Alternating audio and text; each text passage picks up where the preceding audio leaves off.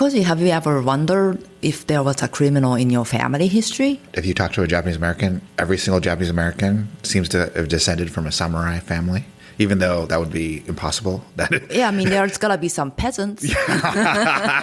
But my family was actually, my mom's side was a samurai family, so I don't know about my dad's side, but I don't think my dad's side was either. But I always thought it'd be fun if somebody in my family was this notorious war criminal, maybe Nobunaga. Maybe. Oh, notorious. What about you?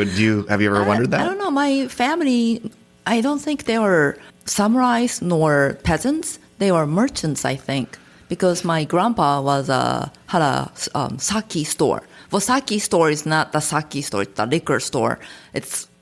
That sells everything, like a general store. Okay. Yeah. Well, maybe he secretly killed everybody. With tainted butter. Yes, there you go.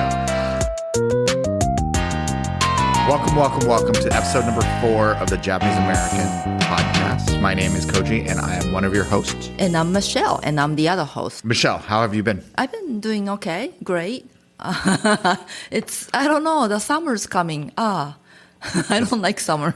Why don't you like summer? Because the kid's going to be at home. Wait, they don't have things to do? They don't. And You don't plan things? What kind of mom are you?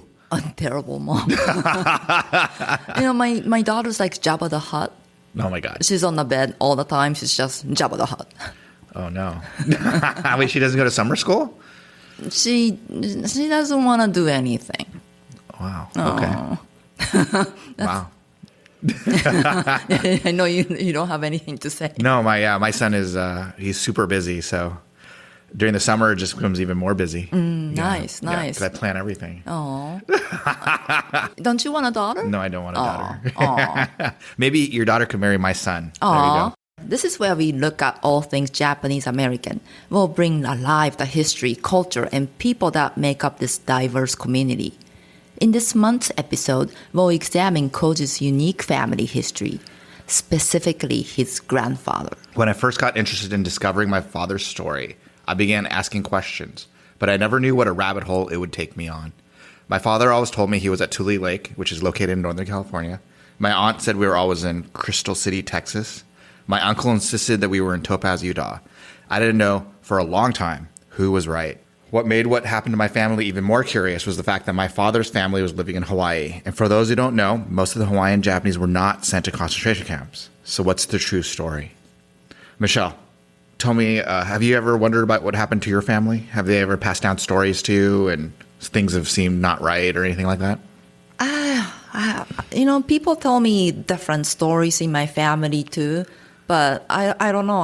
All I know is my dad wanted to be a ballet dancer. A ballet dancer? Yeah. Okay. But he couldn't be one because he was like 8 years old when the war broke out. Oh, no. Yeah, so he never got to be a ballet dancer, which is a great news for me, I guess. Did you want to be a ballet dancer? I mean, if he become a ballet dancer, I don't think I would be here. Why not? Because he's going to be like too egocentric. Like, look how, I don't know. It's funny with my family, my father, he didn't know actually what happened to him. I remember we came to actually the Japanese American National Museum when I was about 12, 13 years old. And we walked around and he wanted to find out what happened to our family. So we looked up, there's a computer system, used to be a computer system where you could look up like camp information. And it said that my grandfather, his father was a mechanic. And my dad got really mad because he's like, he wasn't a mechanic. And it was true. I mean, he actually worked for the Japanese consulate, so he wasn't a mechanic. But I remember kind of, he was really distraught. He was like 5 when camp happened, so he didn't remember what happened. And I remember telling him, that it's important to me that I'll find out what happened. I'll find out why it happened, what happened. And at the time of 12, I had no way of doing such a thing. I kept that promise because, even when he passed away when I was 20, I still remembered it. So when I had an opportunity to work here at the museum, I kind of jumped at it because it was kind of my ability to kind of start looking into my family history. But on a side story, I tell my son that we found him at the San Diego Wildlife Park. That he fell out of a tree. He was a baby monkey. And we took him home because they didn't believe that he was a monkey. Did he buy that story?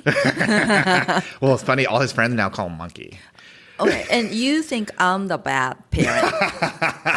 Well, I asked him, do you want to be the smartest monkey in the world or the stupidest human in the world? And he said monkey. Oh. Well, what would you be? Would you rather be the smartest Well, monkey? I was born in a year of monkeys. Okay. So I'm the monkey. You want to be the smartest monkey? You're already a monkey. Mediocre monkey. Mediocre monkey.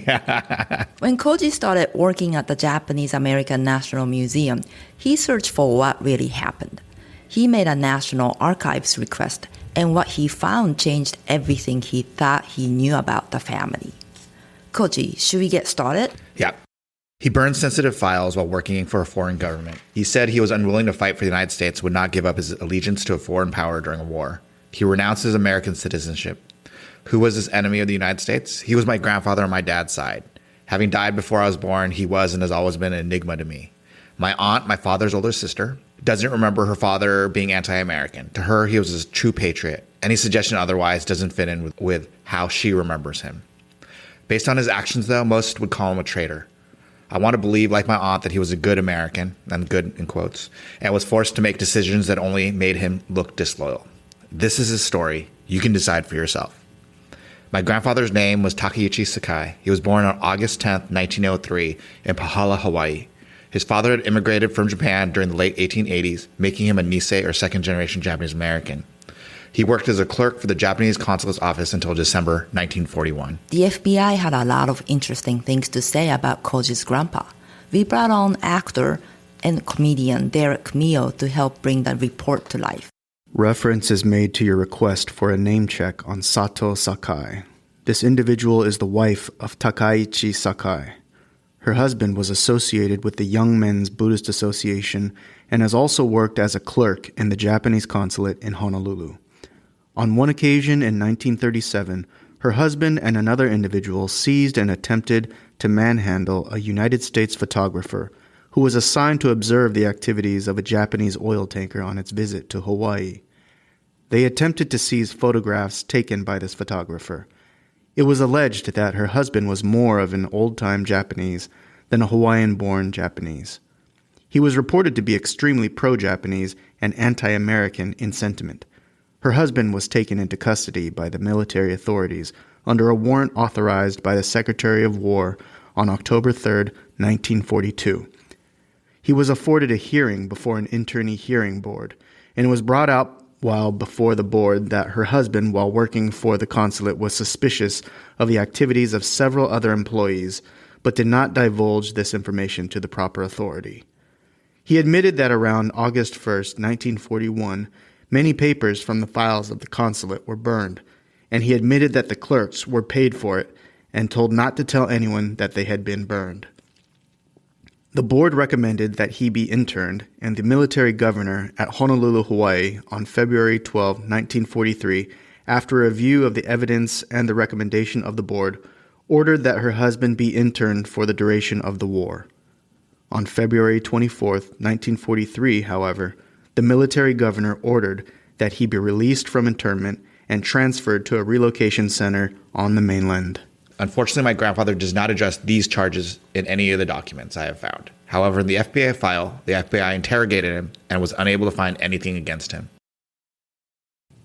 This man is well educated, speaks English, and reads and writes English very well. However, the board feels that he was not accurate in many of his statements. He hid behind the phrase, "I do not remember," or "I don't know," and in many instances, this was accompanied by coloring of the face that was not normal, indicating he was withholding some information. The board was unable, however, to discover what he was withholding. In the end, it is difficult to say how much he did or didn't know while working for the Japanese consulate. However, it is safe to say that if they had any strong evidence of true espionage or treason against him, they would have convicted him in real court of law. When you read all this stuff, what did you think? I was like, oh my God, he's framed. When I first started discovering this, I kind of assumed he was a spy. It just because it was all very suspicious. I mean, I kind of think he must have known, I think, about Pearl Harbor, because he did, he eventually does ask if he could go with them. And before the consulate leaves to go back to Japan before Pearl Harbor. To be clear, I never got to talk to my grandfather about this because he died before I was born. And I wonder, even if I had asked him Like whether he would tell me the truth or what, or he would just be mad at me. I don't know. Like, do you think there's something in the Japanese culture about keeping these kinds of secrets, or what do you think? I don't know. There are like some people, they would take the secret to the graves. So I think that's like one of things Japanese people do, like keep the secret and then they Would you keep the secret to your grave? It depends. Really? I mean, I feel like we're weird Japanese people because you're a comedian, I'm a writer, and it's kind of our job to talk a lot. So it's hard for us to have secrets. Even my son is always like, you always tell everybody everything. And I'm like, well, I talk a lot. So, I make a living not talking like you, but I make a living just sharing. And you make a living actually talking out loud. So it kind of happens all the time. So that's why it's confusing sometimes when, my grandfather, he never talked about this. He never talked to his family. Like literally these reports from the FBI in the National Archives I was literally the first person in my family to read these things. Wow. Because my uncle didn't know about it, my dad didn't know about it, my aunt didn't know about it. No one knew about any of this stuff. Isn't that crazy to think about? That's crazy. How did they react to that? Well, it was interesting because my aunt didn't believe it. She's no longer with us, but she didn't believe it. I kind of talked a little bit about how he was seen as not being American. He was seen as pro-Japanese, and she didn't think that was true. And it's hard to know because it's from the FBI, so I don't I don't know how much to believe what they say. But it was very shocking to her to hear the truth. All right, an internee hearing board in February 1943 ordered that Takeichi Sakai be interned for the duration of the war. A few weeks later, the military governor sent him to a relocation center, that's in quotes, on the mainland. My grandmother, Sato Sakai, was allowed to stay in Hawaii or accompany her husband to prison camps on the mainland. Her trouble with her in-laws, her inability to care for the family on her own, and her desire to keep everyone together made the choice of going with my grandfather easy. They were all sent to Topaz concentration camp in central Utah. In 1943, the United States government issued a loyalty questionnaire to many Japanese Americans. The two most infamous questions were questions 27 and 28. Question 27. Are you willing to serve in the armed forces of the United States on combat duty wherever ordered? Question 28. Will you swear unqualified allegiance to the United States and faithfully defend the United States from any or all attack by foreign or domestic forces, and forswear any form of allegiance or obedience to the Japanese emperor or any other foreign government, power, or organization? This was a very controversial questionnaire. American citizens were being asked if they were loyal based on nothing more than the fact that they happened to look like the enemy.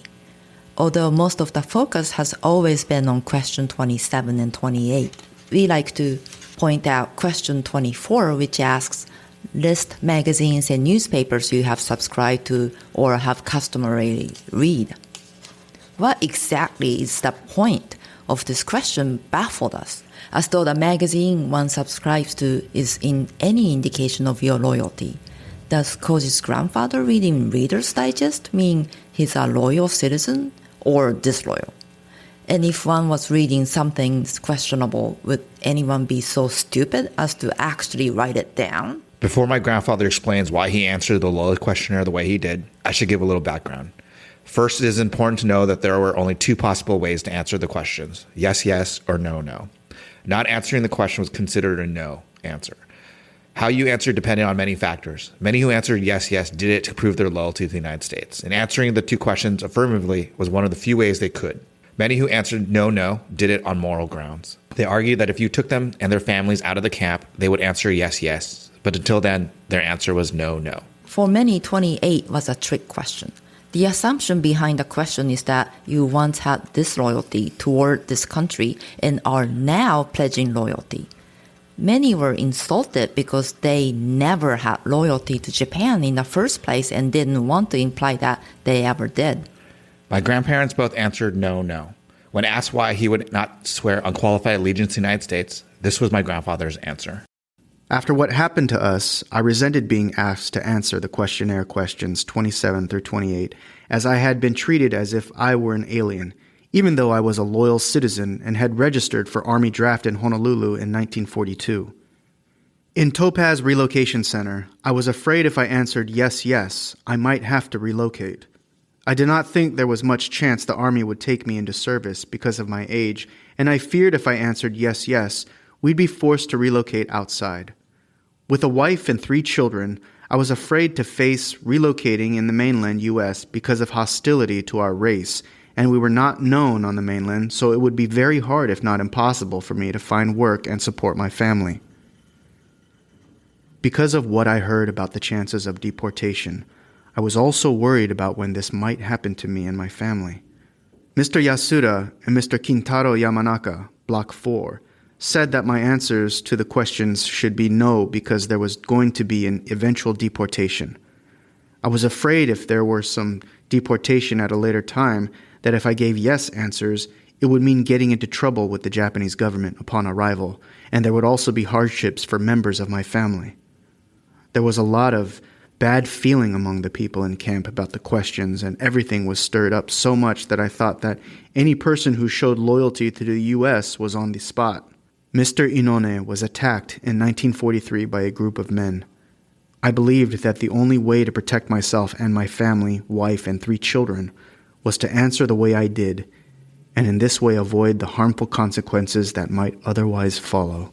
Michelle, how would you answer this loyalty questionnaire, 2728? Well, your grandpa can't be Japanese. Do you know why? Because we don't say no. We never say no. We say yes, but.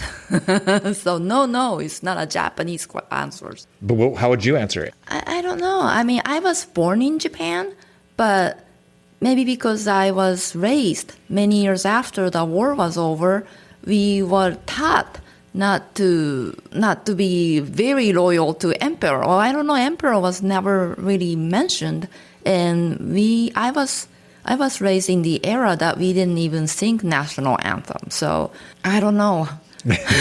These questions, they still divide the Japanese American community. I mean, these questions are very, very controversial And tricky. Yeah, because for a lot of people whose families said yes, when they look at those and said no, they think, oh, these people were disloyal. It made us look bad. Mm-hmm. And then for a lot of the people who said no, when they look at the yes, they say, how can you fight for a country that did this to your family? True. And what I say to people, because my family was a no family, but I believe I would have said yes. I'm 100% sure I would have said yes. But, I guess until you're there, you don't know. Mm-hmm. But what I tell people, and the senator from Hawaii, Senator Inoue, he was a war veteran, he won a Medal of Honor. He always said that to say no was actually more difficult, because when you said no, you could go to jail or you could go somewhere else, and then instantly everyone hated you. Mm-hmm. Whereas it's in a way it's easier just to get on a bus and go fight in a war, because that's just like, it's easy because everyone loves you, everyone thinks that you're loyal, and but what I tell people is that there was no good answer. Right. People made the answer that was best for them, that they thought was best for them. Right. So, for example, I know that there were older siblings who didn't want to die in the war, because if they died, who would take care of their parents who lost everything? One of the things, I'm a second child and second son. So I know that my brother probably would say no. And to prove our loyalty, I would go fight. And so I think it depends. It's hard to say like something or other. I know in the community, they still call people who say no cowards, and other things.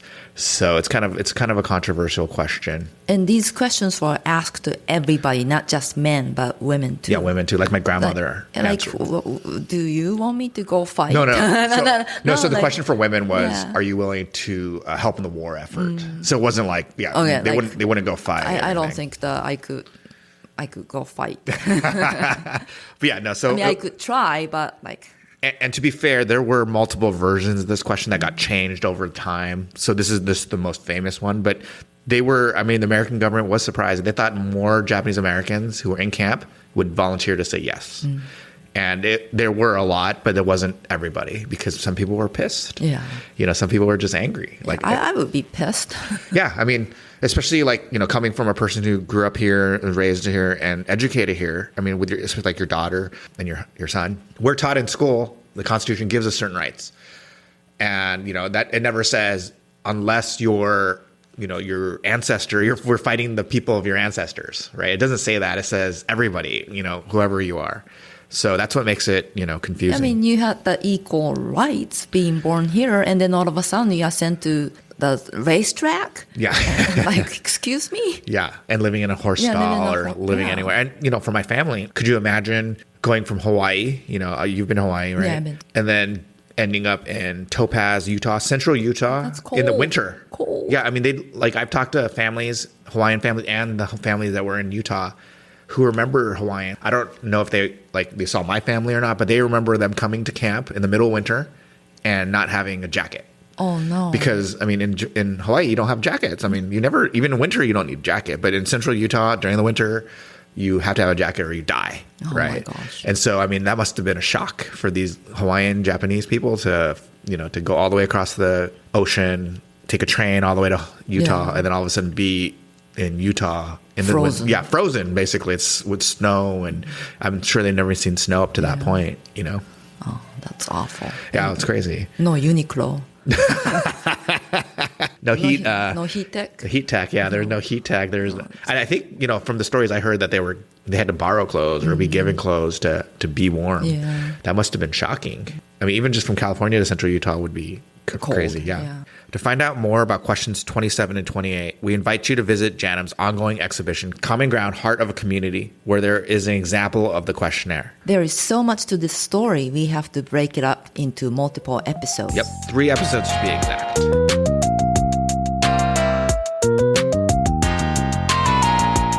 Every episode, we need to do something fun. Let's share a funny family secret we've never told anyone. Don't worry, no one is listening. Do you have any funny secret? Well, I mean, I shouldn't have shared the monkey one because that's I'm just kidding. I know, mine too, the ballet dancer. The family secret that I think is important is the one I'll share is my aunt. So my aunt talks about having gone to Crystal City, Texas. Crystal City, Texas was actually an internment camp. It wasn't a concentration camp because it was for people that were no longer American citizens or POWs or people that they had caught in the war. And she remembers a swimming pool. Oh, wow. And for a long time, I didn't believe that there was a swimming pool. And then I looked and there actually was a swimming pool. And I remember talking to her about it and she just remembers having so much fun at the swimming pool. Because I think that, she didn't have that experience before, I guess. And I just think that it's kind of interesting that that's her memory. And the problem, the reason it's a secret is that when people talk about the camp, they want to talk about how terrible it is. Mm-hmm. No one wants to hear about something fun or something good. And so it's just really interesting that, she kind of keeps that hidden and she never really talked about it. But to me, it shows just how different it was. Like at the internment camp for POWs, they actually were treated better because they were under the Geneva Convention. Whereas the people in the concentration camps were American citizens, so they were not treated under the Geneva Convention. So the family actually had a better experience in an internment camp for POWs or enemies than they did in the camps where they were American citizens. Wow. And it's kind of crazy to think. That doesn't make any sense. Yeah, it doesn't make any sense, right? You would treat these people who we're at war with better than we would treat our own people. But it's not a family secret, I guess, per se, but it's like something that I think about a lot. And I don't really share it a lot because, it's simply for the fact that it just kind of gives the wrong impression about the camps. Like, oh, they were in the swimming pool. But I think that, to me, it's like something that I think is important to remember. What about you? I don't know. My family secret is we put sugar in natto. That's why? I don't know. My dad's from Hokkaido, the northern island. Yeah. So Is that what they do in Hokkaido? I think so. Oh. And then I thought that was normal till 10 years old. And then I did that in front of my friends and they're like, ooh, gross. Like, what? I thought this is normal. That's weird. Is it? Well, when you get used to it, it's good. Really? How much sugar Just do you put in? a little half tablespoon. Do you put it over gohan or rice? Or? Yeah. Okay, so. I mean, you got to mix it and then you pour it over. But now natto comes with little sauce. Yeah. Then those Like are a little ponzu. sweet. Yeah. So Well, they're like ponzu. ponzu sauce Yeah. or ume sauce. There's actually one with daikon oroshi. That's really good. That's good. That was actually really good. Because usually, it's hard to get, it's not hard to do daikon, but that's just pain because you have to shred it and Yes. stuff. It's just too much work. So it's nice that it comes already with it, so you don't have to go shred or shave or whatever. What's it called? I don't even know what it's I don't called. know. Shave it? I have no idea. Orosu. Yeah, there you go. Thank you, Derek Mio, for your wonderful reading, and thank you all for listening. There are almost 3 million podcasts. We're honored you've chosen ours to listen to. This podcast is a program of the Japanese American National Museum. The museum's mission is to promote understanding and appreciation of America's ethnic and cultural diversity by sharing the Japanese American experience. Please rate, review, and subscribe to our podcast. And be sure to join us next month when we keep talking about Koji's grandpa and how he gave up his citizenship. Bye.